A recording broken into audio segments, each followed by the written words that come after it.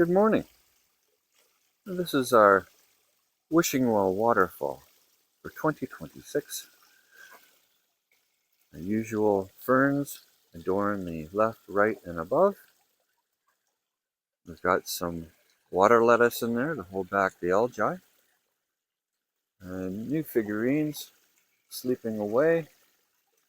But really new for this year is the moss.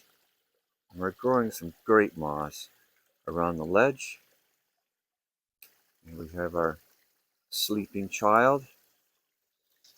And at the bottom we have some sedum that's going to take, slowly picking up. And off to the left we have some more moss growing on some stumps. Our neighbor cut down a tree and we kind of asked for a few pieces. And everything is filling in so well. I just love the sound that it makes. That is our wishing well waterfall for the summer of 2026.